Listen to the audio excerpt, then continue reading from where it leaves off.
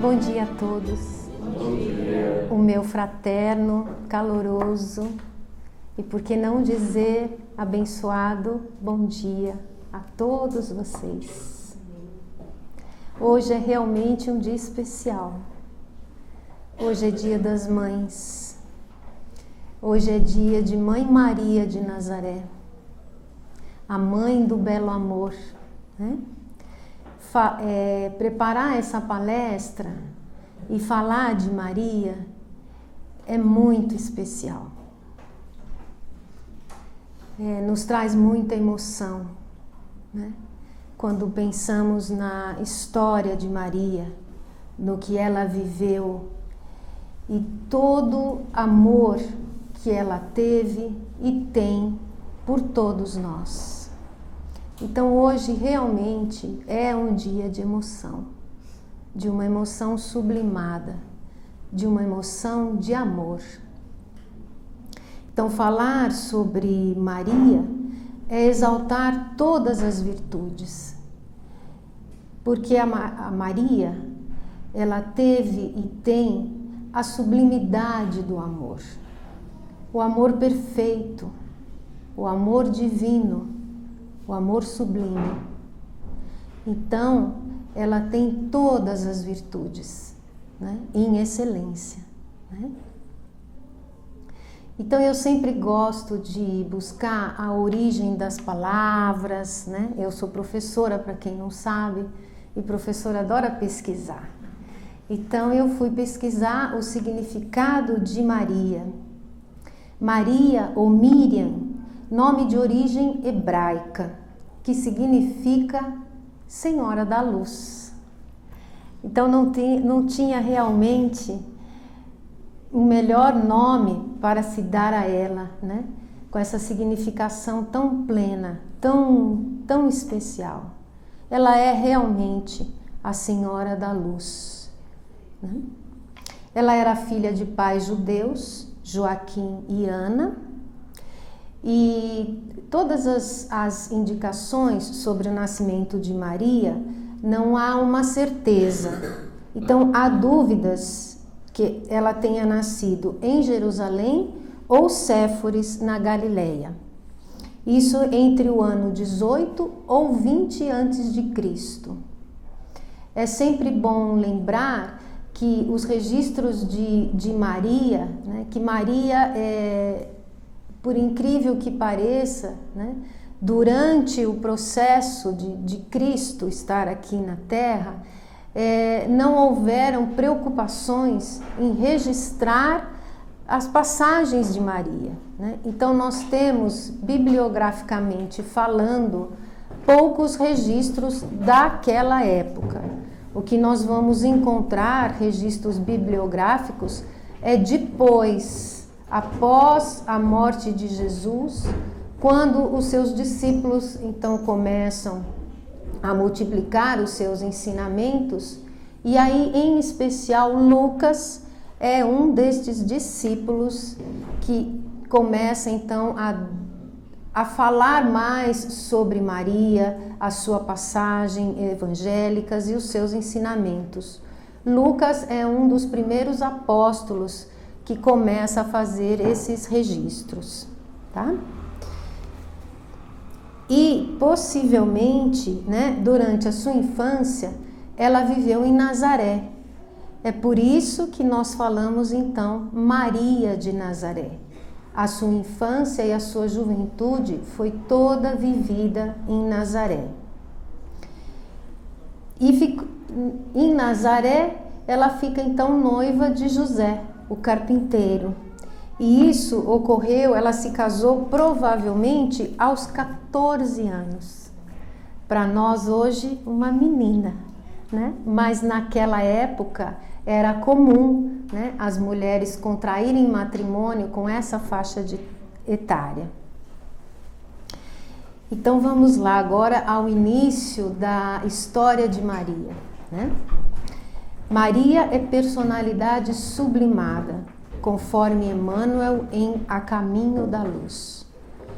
Foi escolhida para desempenhar a missão complexa e desafiadora de ser a mãe do Messias, Jesus Cristo, em sua encarnação missionária. Diz-nos Emmanuel que quando chegou o tempo previsto para a vinda do Cristo aqui na Terra, houve uma série de providências, né? E muita movimentação na espiritualidade, né? Para que esse processo, né? Então, do nascimento de Jesus, e aqui a gente ainda está relatando da concepção de Jesus aqui na Terra. Então, por mais que a gente tente imaginar todo o trabalho da espiritualidade, né? Para este momento tão sublime e tão delicado. Todos esses colaboradores do Cristo prontificaram-se a exercer a sua missão, cada qual conforme as determinações do alto e do planejamento realizado, cabendo ao Espírito amigo e meigo que assumiu entre nós a identidade de Maria de Nazaré, a tarefa magnânima, porém muito complexa, de ser a mãe de Jesus, que estaria conduzindo os passos do Messias até que ele pudesse pessoalmente conduzir toda a humanidade nas veredas do amor, do qual foi o principal agente e exemplo incontestável.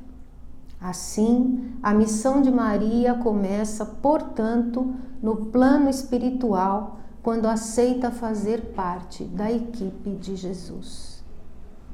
Todo esse preparo para a vinda de Jesus à Terra, a grande maioria dos autores espíritas, né, dos livros espíritas, nos informam que isso foi aproximadamente um trabalho de 1500 anos. Então imagina, né, a dedicação de todos esses espíritos para que esse processo ocorresse aqui na Terra. E a dedicação de Maria, a luz de Maria, para aceitar essa grande missão. Então, quando a gente para e pensa que esse processo todo, né, levou aproximadamente 1500 anos, a gente tem uma ideia da excelsitude dessa tarefa. E assim, para conosco também, considerando aí as devidas proporções, né, nós também, quando nos encontramos na espiritualidade, recebemos as nossas missões, as tarefas que nós vamos desempenhar aqui na Terra. Quando nós reencarnamos, esse planejamento já está feito. Então, ao nos tornarmos mãe, né, há sim um planejamento desses pequenos seres, né, desses espíritos que virão sob a nossa responsabilidade, que estarão conosco, nos fazendo exercer a maternidade. E aqui eu acho que cabe hoje, né, nós fazermos um parênteses, né, porque hoje a maternidade nem sempre é somente exercida pelo sexo feminino. Hoje, né, nós já temos várias concepções de lares e vários homens que também se propõem a adotar, a criar, a cuidar, né, deste espírito que vem sob a sua responsabilidade. Então hoje o exercício da maternidade é tão mais amplo do que a gente às vezes possa imaginar no nosso dia a dia. Hoje nós faremos uma referência às mães, né, às mulheres, no sentido de que a concepção, o gerar, né, o estar grávida, né, pertence ao sexo feminino.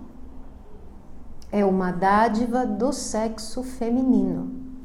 Mas o exercício da maternidade também hoje a gente tem que considerar que ele é, em alguns casos, exercido pelos pais, pelos homens também.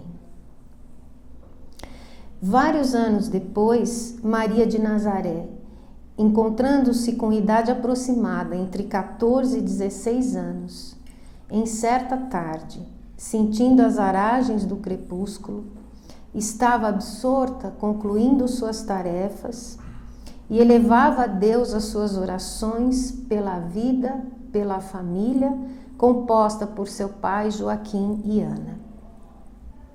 Nesse momento de total ligação espiritual, ela percebe a presença de uma luz intensa que aureolava um ser que pairava à sua frente, mais parecendo uma estrela que caíra do céu e se transformara em figura humana.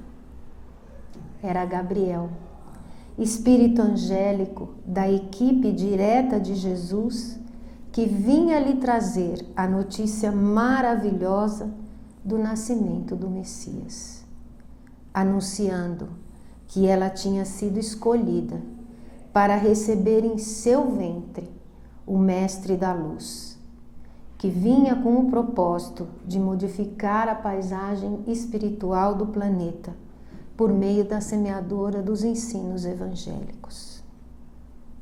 Eu acho esse trecho de uma beleza, então eu vou ler ele na íntegra e depois a gente comenta, tá bom? Gabriel saúda Maria, dizendo: Alegra-te, cheia de graça, o Senhor está contigo. Encontraste graça junto de Deus. Eis que conceberás no teu seio e dará à luz a um filho e o chamarás com o nome de Jesus. Ele será grande, será chamado Filho do Altíssimo, e o Senhor Deus lhe dará o trono de Davi, seu pai. Ele reinará na casa de Jacó para sempre, e o seu reinado não terá fim. Diante daquela notícia inusitada, ficou intrigada quanto à saudação que ela recebera, cheia de graça. O que queria aquele emissário divino dizer com tais palavras? Estar plena da graça de Deus queria dizer que Maria, como espírito purificado, já estava com Deus e que, portanto, teria todas as condições para, no decorrer de sua vida, demonstrar toda a sua fortaleza moral e fé inabalável nos desígnios supremos. Sua disposição para cumprir a vontade de Deus era tal que, simplesmente com coragem e confiança na providência divina, responde ao anjo com as emblemáticas palavras que lhe caracterizariam por toda a sua vida. Eu sou a serva do Senhor. Faça-se em mim segundo a tua palavra. Ela não pede maiores explicações, não exige saber quais serão as consequências e nem mesmo o que irá ganhar com tal tarefa. Ela simplesmente aceita o encargo, logicamente expresso todo o seu cabedal de espírito sublimado, assumindo uma das missões mais difíceis já desempenhadas em nosso planeta. Eu acho essa passagem muito bonita, né? Quando então o anjo Gabriel se personifica, né? Aparece para Maria, dando-lhe a notícia, né?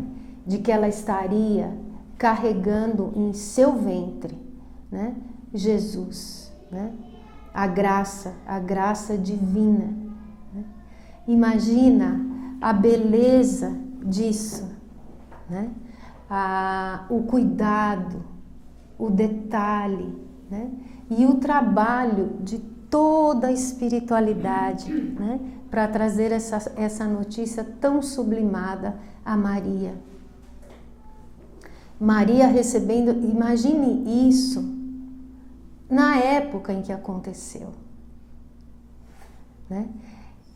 Inclusive o que Maria teve que enfrentar, né?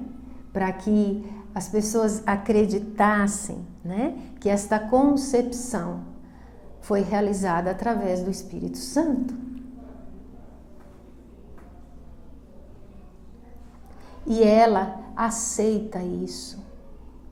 Eu sou a serva do Senhor. Faça-se em mim a tua palavra. Então este é um dos primeiros registros de Lucas, né? Lucas, como eu já falei anteriormente, ele que começa a fazer os primeiros registros da passagem de Maria. Então ela aceita essa missão. E assim nós devemos usar este exemplo como mães, com o nosso exercício da maternidade, aceitando aqueles seres que vêm ao nosso encontro, sob a nossa responsabilidade, que nem sempre é fácil. Muitas vezes, no exercício da maternidade, no exercício diário, né, nós encontramos muitas dificuldades. Não é fácil, mas Maria não se questionou e nem perguntou o que ela ganharia com isso. Ela aceitou. E aí, ouvindo palestras sobre esse tema, se vocês quiserem, peguem uma palestra do Haroldo Dutra sobre a Mãe Santíssima, está disponível lá no YouTube. E aí ele faz um reforço bastante interessante, né, de que todas as mulheres até então, né, com propósitos divinos registrados, inclusive, né, ele cita Eva, ele cita uma série de mulheres que tiveram suas passagens bíblicas. Nem todas aceitaram ou deram continuidade ao seu propósito. Muitas questionaram, fizeram de uma forma incorreta, não deram a credibilidade, não colocaram uma fé suficiente para aquele propósito que lhes foi dado na época. Maria não. Maria, quando ela diz esta frase, eu sou a serva do Senhor, faça-se em mim segundo a tua palavra, ela aceita em plenitude essa missão. Então é a primeira mulher que aceita em plenitude de propósito, né, essa missão de divulgar o cristianismo, de trazer Jesus à Terra como o nosso maior exemplo de ser cristão. Então, educar um filho é sempre uma missão complexa, difícil, que vai exigir das mães e dos pais também que exercem aí, né, a maternidade, vai exigir paciência, vai exigir tolerância, resignação. Então, haverá sim, no exercício do propósito da maternidade, o exercício de todas as virtudes. E se nós pensarmos aqui nas mães que em algumas situações recebem filhos especiais, filhos que exigem uma dedicação ainda maior. Quando eu digo filhos especiais, eu também vou aqui falar sobre os filhos que, às vezes, as mães, né? Qual de vocês aí não viveu isso? Quem tem mais de um filho, né? Que são personalidades tão distintas um do outro, né? Alguns você consegue conduzir com uma certa tranquilidade, você consegue ter mais diálogo, há mais compreensão, há mais afinidade. O outro, né, e que muitas vezes a mãe e os pais se perguntam, não é possível, eu estou criando 2 filhos, são tão distintos um do outro, às vezes, às vezes por uma coincidência, esses 2 filhos, esses 2 espíritos tão distintos um do outro, tão divergentes, com características de personalidade tão peculiares, às vezes até são gêmeos. Ou com uma diferença de idade muito pequenina, né? Então, é esse o exercício. Daí essa responsabilidade. É uma responsabilidade divina. Gestar e criar, né? Um ser que nos é dado, uma semente de Deus que nos é dada para que nós conduzamos este ser, né, a um processo evolutivo. E não há dúvida de que os seres que nos vêm através do exercício da maternidade são exatamente estes seres que deverão estar conosco, porque ao fazermos a convivência, haverá um aprimoramento mútuo seu e dele.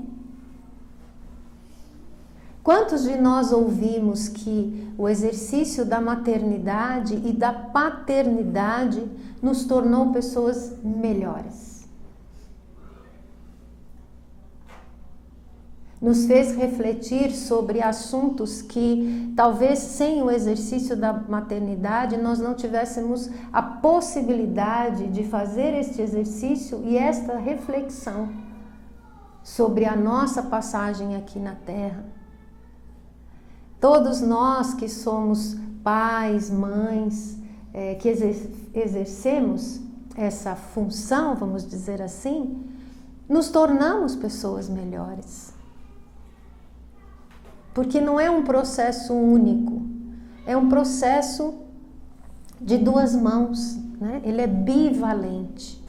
Esse pequenino ser que vem até você vai evoluir. E você também evoluirá através desse contato, desse convívio, dessa importância. E nós sabemos que as nossas maiores missões como espíritas estão no nosso lar, naqueles com os quais nós convivemos. Nós sim vamos ter convívio no trabalho, no ambiente religioso, na rua, no vizinho. Então nós vamos ter várias conexões que não são por acaso. Todas elas há um porquê. Mas o convívio do lar é um dos principais convívios de desenvolvimento das nossas virtudes, de podermos estar juntos para corrigir o que é necessário. E essa é a responsabilidade, então, da mãe, né? Daquela que ensina, que abraça, que conforta, que dá colo, daquela que diz, eu não vou fazer mais, essa é a última vez. Ela vai fazer. Lembra quando a gente aprendeu N mais 1? Lembra do Pi? 3, 14, 16 e é um número infinito. Assim é o amor de mãe. Ela vai fazer, ela vai se doar, ela vai estender a mão. Ela vai perdoar 70 vezes 7. Existem relações difíceis entre mães e filhos? Sim, existem. E há um porquê nisso também, né? E aí sim, quando há essa possibilidade de talvez espíritos antagônicos, né, que tiveram vidas passadas difíceis e hoje nesta vida estão exercendo esse papel de mãe e filho, de pais e filhos. Essa é a grande possibilidade desses espíritos antagônicos que foram rebeldes no passado de se acertarem. E aí acredito que o exercício da maternidade é talvez até um pouco mais desafiador, né? Porque muitas vezes você está sendo mãe de alguém que lhe não foi caro em outras vidas. E aí sim é que nós seremos desafiados, né, a continuar fazendo esse exercício que Mãe Maria de Nazaré nos reporta. Eu sou a serva do Senhor, faça-se em mim a tua palavra. Para nós, diante da nossa pequena evolução espiritual, é no sentido de não desistirmos, de seguirmos em frente, de termos fé, confiança, coragem e de acreditarmos que há um propósito divino em tudo o que nos é permitido viver. Há sempre uma razão profunda, uma razão de amor em tudo o que é necessário para a nossa evolução. Na condição de pais, pretendemos buscar o melhor para os nossos filhos, preocupando-nos com seu bem-estar. Sofremos diante de suas dores e nos alegramos com as suas alegrias. Isso é natural para a maioria de pais e mães encarnados, que desejam estar ao lado de sua prole para que possam sentir-se amparada em sua caminhada.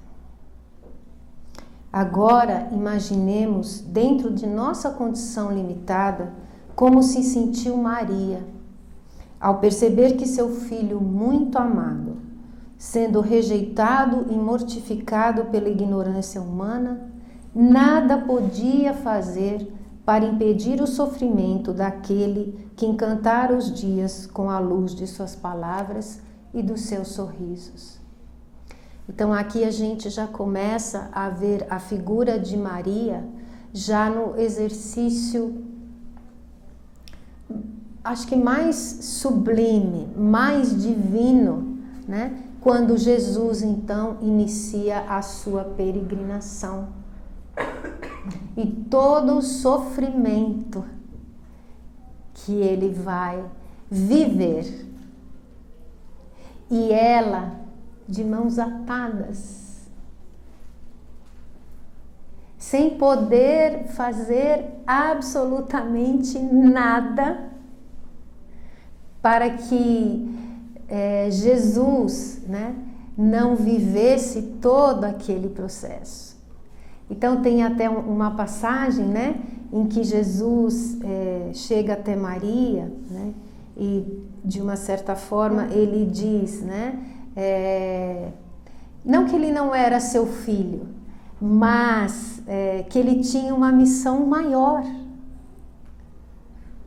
A missão de Jesus era para com a humanidade e era preciso ser cumprida, era preciso ser realizada.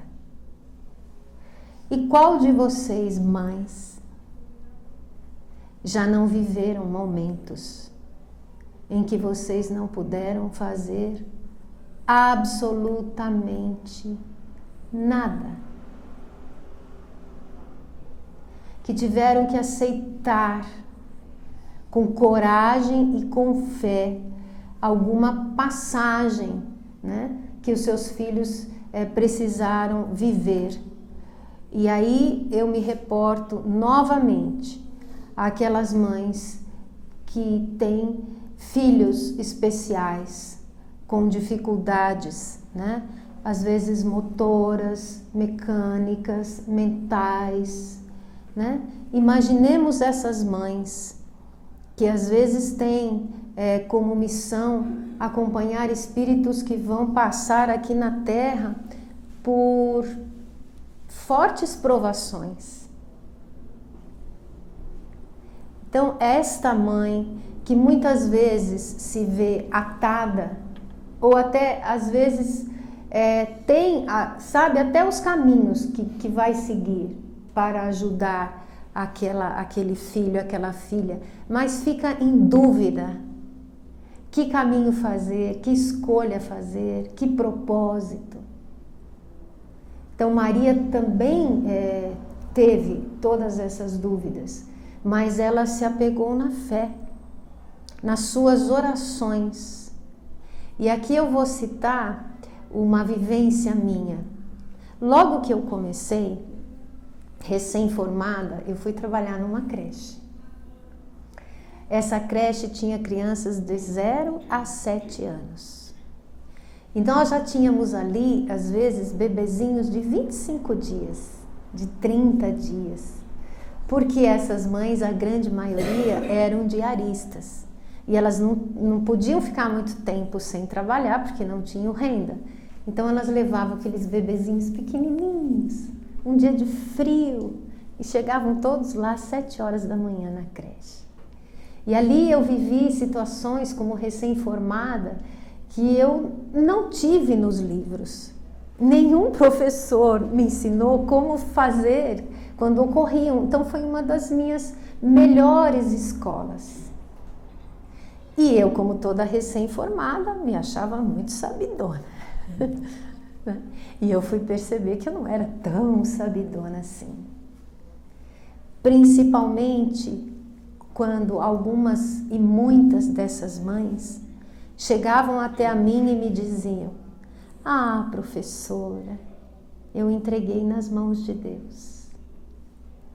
Eu achava aquilo um despropósito. Como entregou nas mãos de Deus? Como não foi, não resolveu, não agiu? E depois, com a minha maturidade e com o exercício dessa profissão, ali mesmo nessa creche, chamava Creche Ítalo Brasil Portieri, eu fui entender o que hoje nós estamos falando aqui. Existem momentos em que não é possível fazer, quando você já fez tudo o que estava a seu alcance, é o momento então de você entregar nas mãos de Deus, nas mãos da Mãe Santíssima. Qual de vocês já não orou pedindo forças a ela, para que ela mostrasse o caminho, para que ela trouxesse a luz, para que ela abrisse as portas? Então, quando estas mães me diziam, eu entreguei nas mãos de Deus, é nesse sentido, né? Em que em muitos momentos nós entregamos as nossas aflições, as nossas dores, as nossas angústias nas mãos de Deus, nas mãos de Maria de Nazaré. Que mãe já não recorreu a ela em suas orações? E aí, né, a divindade se estabelece.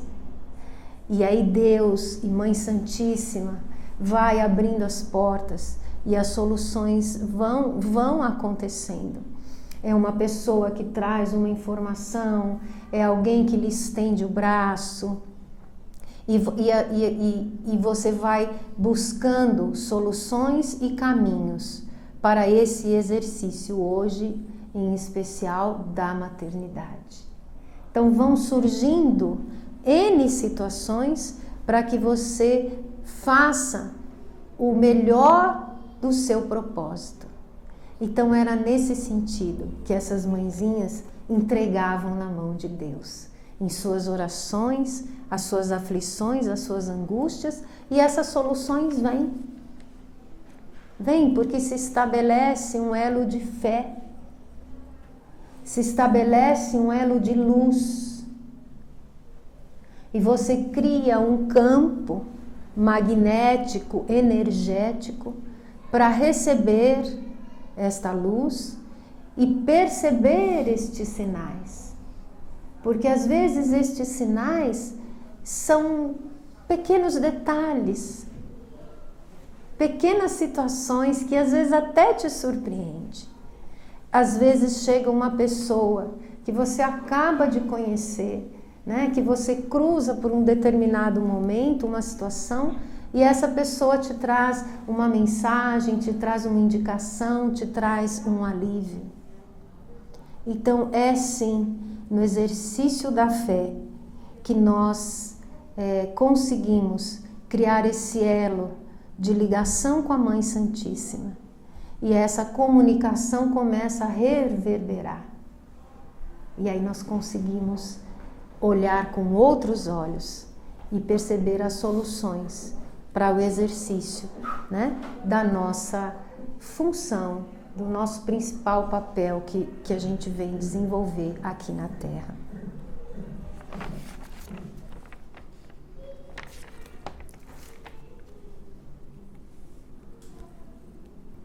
Esse exemplo de fé da Mãe Maria de Nazaré,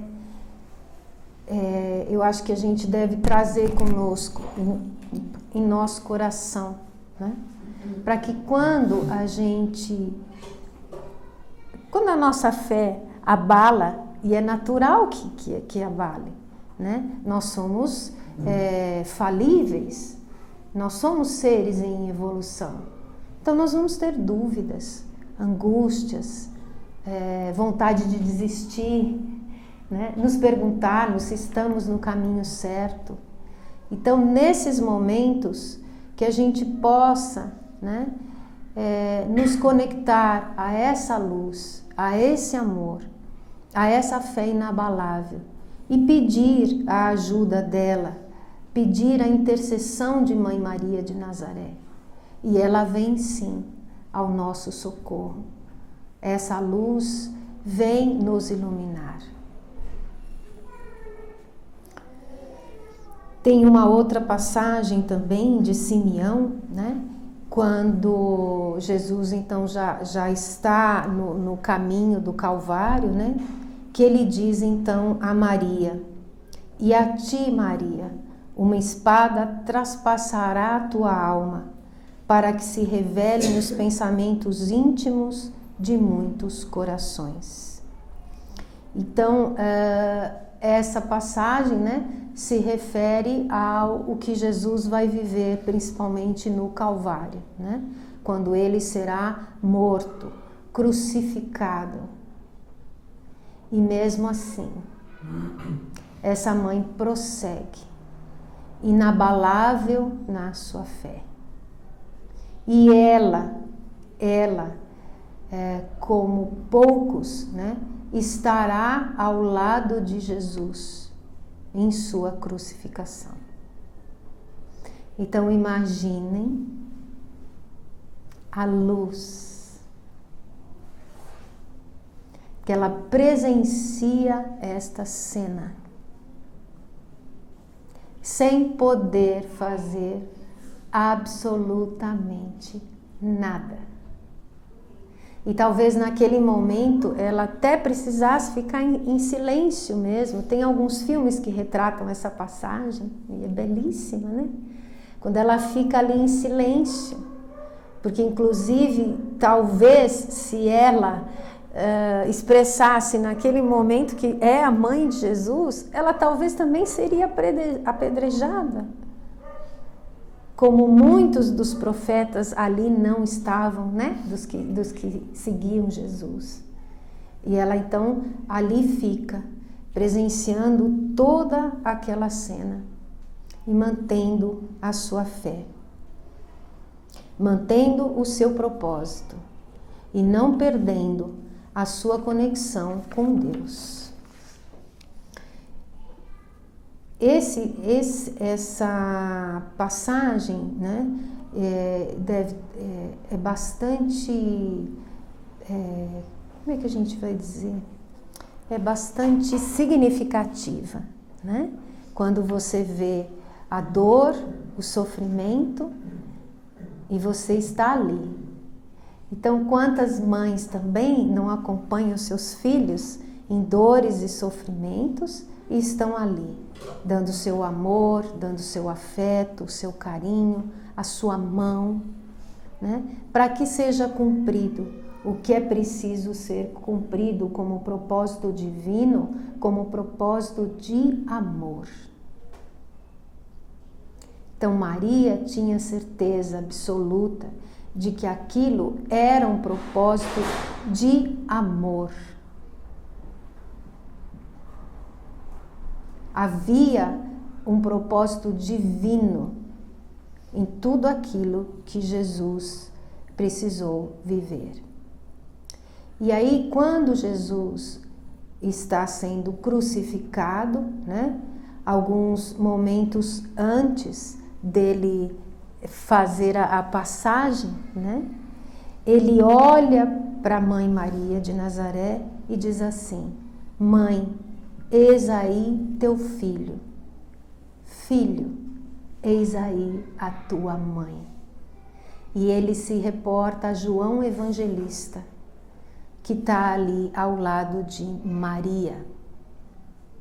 E é justamente João Evangelista que continuará com Maria, né, junto após a passagem de Jesus.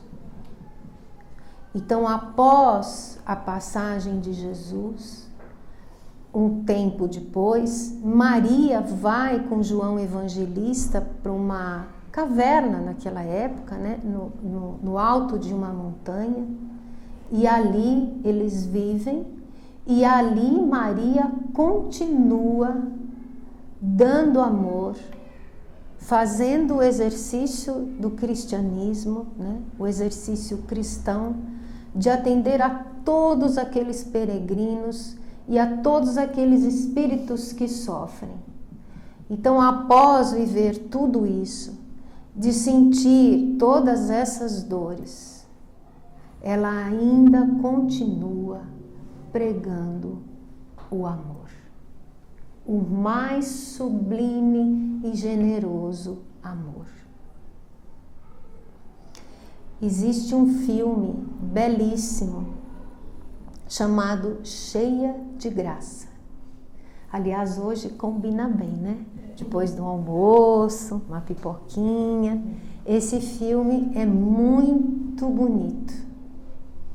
Inclusive, ele se passa, então, nessa montanha, né? Então, ele tem uma fotografia belíssima. E ele vai retratar particularmente essa fase de Maria, quando ela então vive com João Evangelista. É lindo esse filme. Tem lá na Netflix, na Amazon. E eu não vou dar spoiler, né? Mas tem uma cena que é muito bonita, em que Maria recebe o que hoje a gente diria talvez um morador de rua, alguém bem maltrapilho, bem sujo, né? Um mendigo. E ele vai até ela e ela então convida que ele adentre, né, a essa caverna e dá a ele amor, carinho, afeto, né? Atende esse morador de rua. E qual é a surpresa em que quando ela está bem próximo dele, ela olha as mãos e os pés e vê o sinal do cravo, da crucificação. Então é Jesus, né, que vem até a mãe novamente. E aí eu não vou dar mais, não posso, eu tenho vontade de contar, mas aí vocês vão, né? Ô, professora, vocês vão ver, tá? Alguns talvez achem o filme um pouco triste, né? Mas procurem perceber os detalhes, a beleza subliminar dessas mensagens, né? E mais ainda, a beleza desse amor. Não vou dar spoiler, né? Mas então aí a Maria tem esse grande presente, né? Jesus se personifica e se mostra a ela.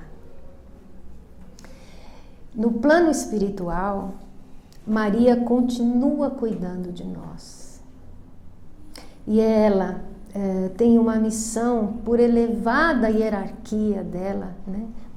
Por essa elevação de luz que ela tem, né? Ela tem um propósito, mais um propósito divino. Maria tem vários propósitos divinos, mas na espiritualidade, a Maria cuida daqueles espíritos que cometem o suicídio. Então ela tem, né, ela e toda a equipe dela, né, tem essa missão de ir até esses espíritos sofredores, né, que após terem cometido esse gesto, né, porque a gente não deve julgar, né, então vamos dizer esse gesto, ela vai até eles, vai buscá-los. E nessa palestra do Haroldo Dutra, se vocês também tiverem interesse, no final ele fala um poema, né, que Maria conversa com Judas após o falecimento dele. E o poema então vai acontecendo e ela vai estendendo a mão. Ele não percebe que é a mãe de Jesus. E aí ele discorre, ele fala, eu não mereço essa mão, eu não mereço essa atenção. Eu fiz isso. E ela vai, no poema, vai escutando, vai conversando, até que ao final do poema ela diz, vem Judas, vem comigo, eu sou a mãe de Jesus. Então ela também vai buscar Judas, vai tirá-lo da escuridão, vai oferecer o seu amor a quem de uma certa forma apunhalou as suas costas, não é? Então é esse amor, é essa coragem que eu quero deixar para todas vocês. O meu carinho, o meu afeto, o meu respeito e a minha admiração a todas vocês que exercem a maternidade. Acredito que de todas as missões, esta com certeza, se não é a mais sublime. Então recebam o nosso afeto, o nosso amor, o amor desta casa, o amor de Mãe Maria de Nazaré. Hoje, a nossa palestra, a nossa luz, as nossas orações é para ela, por ela e com ela. Outra indicação que eu quero fazer para vocês é esse livro aqui, A Biografia de Maria, de Rodrigo Alvarez. Esse livro é belíssimo, ele é muito gostoso de ler, ele tem assim imagens belíssimas de todo o processo, de todos os lugares sagrados por onde Jesus viveu. Não é um livro espírita, não é um livro de cunho religioso, é uma biografia escrita por um jornalista, inclusive ele acho que se especializou nesses temas. Ele também tem de Jesus, de Maria, ele tem de Nossa Senhora Aparecida, e é um livro muito gostoso de ler. Aqui ele vai discorrer então sobre todos os acontecimentos e seus registros históricos, trazendo documentos, fatos, fotografias sobre esta passagem de Maria, né? Da Senhora da Luz. Hoje nós sabemos, vamos sair daqui com mais um aprendizado. Então, Maria, Senhora da Luz. E ela esteve aqui na Terra entre nós. E ela permanece aqui conosco, sempre, sempre, sempre, sempre. Levem esta certeza em vossos corações.